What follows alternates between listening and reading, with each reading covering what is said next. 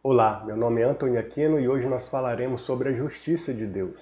A justiça de Deus é o tratamento do obediente e do desobediente de acordo com a sua santidade, dando a cada um o que é devido. Então a palavra de Deus vai falar em vários versículos que Deus é justo, eu deixei 3 exemplos aí. O homem vai receber então a retribuição conforme a sua obediência à lei de Deus.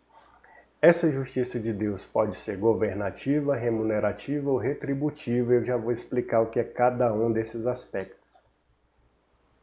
Na justiça governativa de Deus, nós olhamos Deus e vemos Ele como um governante de todos, sejam os bons, sejam os maus. Ele instituiu esse governo moral do mundo, recompensando obedientes e castigando desobedientes.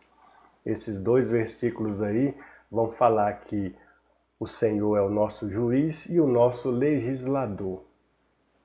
Então ele é que vai julgar e punir cada um conforme as suas obras. Na justiça remunerativa de Deus, Deus vai recompensar os homens por aquilo que eles fazem de bom, e são sempre bênçãos condicionais. Lá nessa passagem de Deuteronômio, o texto vai dizer o seguinte no versículo 14: Vocês serão mais abençoados do que todos os povos. Não haverá no meio de vocês nenhum homem ou mulher que seja estéril, nem entre os seus animais, mas tudo isso condicionados à obediência de Deus, ao povo andando nos caminhos do Senhor. E no versículo 11 desse salmo aí, capítulo 58, o texto vai dizer: Na verdade, há recompensa para os justos, de fato há um Deus que julga na terra. Então, essas bênçãos são condicionais ao que o homem faz de bom e obedecem a Deus, e não são meritórias, tornando Deus o seu devedor, um aspecto importante. Assim como a graça, Deus não é obrigado a abençoar o homem, a demonstrar sua justiça remunerativa. O homem não pode cobrar algo de Deus, cobrar bênçãos de Deus.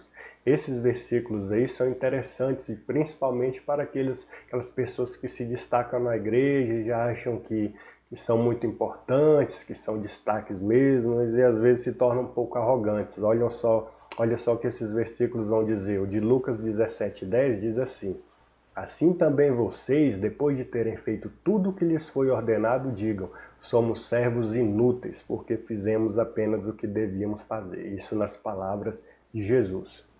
Paulo vai dizer o seguinte, nessa primeira carta aos Coríntios: Pois quem é que faz com que você sobressaia?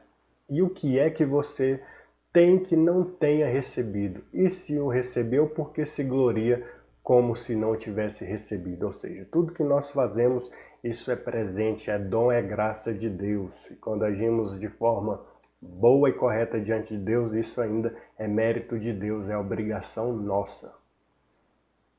E Deus não nos deve nada por isso. Na justiça retributiva de Deus, nós estamos falando de Deus aplicando as suas penalidades, punindo o pecado do homem, e isso ele vai se manifestar através da sua ira. Então há vários versículos aí falando da ira de Deus. E quando a gente fala da ira de Deus, nós também lembramos de um outro atributo chamado ódio. Quando nós falamos do ódio de Deus, nós estamos falando que Deus deixa de mostrar qualquer amor pela pessoa, deixa de redimi-la. Então, ou Deus salva alguém pelo seu amor, por isso que a Bíblia vai dizer que Deus nos amou primeiro, e o amor de Deus é a salvação mediante Jesus Cristo morto na cruz. E quando Deus não salva alguém, ele deixa essa pessoa andar nos seus próprios caminhos, isso é o ódio de Deus. É um ódio diferente do ódio do ser humano, aquele ódio vingativo, aquele ódio de ira maligna. Então, para ficar mais claro isso aí, nós vemos alguns versículos a respeito do ódio. Romanos 9, versículo 13 vai dizer: Como está escrito, amei Jacó, porém odiei Esaú. Outras versões vão dizer: desprezei ou aborreci Esaú. Mas há outras passagens. Eclesiastes 9, versículo 1 vai dizer assim: Tenho refletido sobre todas estas coisas para chegar à seguinte conclusão: os justos e os sábios com seus feitos estão nas mãos de Deus. E se é amor ou ódio, que está à sua espera, isso ninguém sabe o que vai acontecer. Então, a razão do amor, do ódio de Deus para alguma pessoa, isso aí é propósito de Deus, isso é decreto de Deus. Nós não podemos invadir a mente de Deus e tentar sondar, porque nós não temos essa capacidade de descobrir todos os motivos dos propósitos de Deus. E no versículo 5 do Salmo 5 vai dizer: os arrogantes não permanecerão na tua presença, odeias todos os que praticam a iniquidade. Mais um versículo falando sobre o ódio de Deus, e uma outra passagem de Provérbios 6,16 também vai falar a respeito do ódio de Deus. 6 coisas o Senhor Deus odeia, e uma sétima sua alma detesta: olhos cheios de orgulho, língua mentirosa, mãos que derramam sangue inocente, coração que faz planos perversos, pés que se apressam a fazer o mal, testemunha falsa que profere mentiras e o que semeia discórdia entre os irmãos. Então aí são tipos de pessoas que Deus odeia.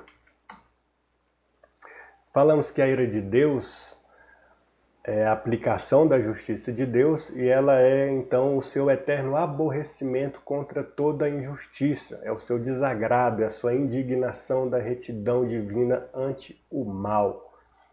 Deus é um Deus que se indigna todos os dias, Deus sente indignação todos os dias. Isso está lá no Salmo 7, versículo 11. Deus é justo juiz, Deus que sente indignação todos os dias. Então a ira de Deus é a santidade de Deus em ação contra o pecado. Como eu falei, não é meramente uma vingança maligna e pecaminosa, como a ira humana. E que faremos agora algumas relações rapidamente. Qual a relação entre ira e a misericórdia? Quando Deus mostra sua misericórdia, ele não pune com a sua ira. Através do ódio de Deus, Deus deixa de mostrar qualquer amor pela pessoa.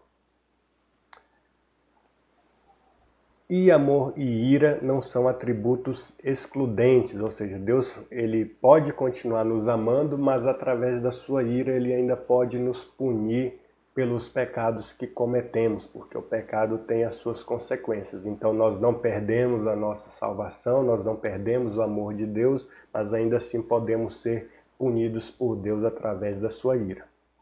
Como eu falei, a razão do amor e do ódio está escondida em Deus. A aplicação da justiça de Deus, ela sempre é feita, mas nem sempre ocorre como queremos e quando queremos. Ou seja, a justiça de Deus ocorre conforme a vontade de Deus, não conforme a nossa vontade.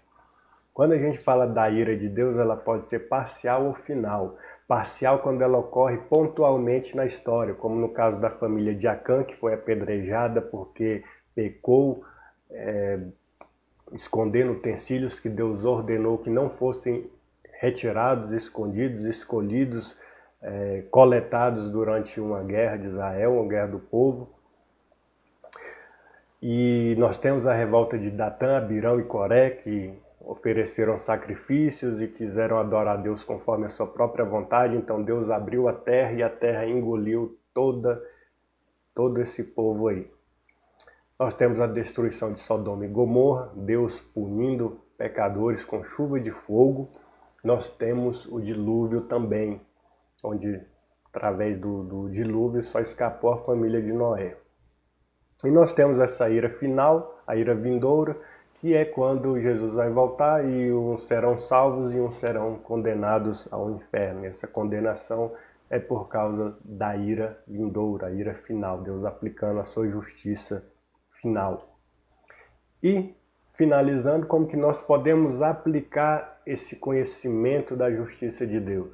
Todos os homens precisam se arrepender de seus pecados, porque Deus é justo. Nós precisamos confiar em Cristo para escaparmos da ira divina. Então essa ira deveria até nos motivar para evangelizar, porque nós queremos que mais pessoas sejam salvas, mais pessoas escapem da ira de Deus, da condenação de Deus. E falando de nós mesmos, essa ira de Deus deveria nos incentivar a levarmos uma vida de retidão, uma vida reta diante de Deus, uma vida de santidade, porque Deus, Ele é o Deus justo, o justo juiz e legislador de todo o mundo. Então, era isso que eu queria falar sobre a justiça de Deus. Deixem as suas dúvidas nos comentários. Um grande abraço e até o próximo vídeo.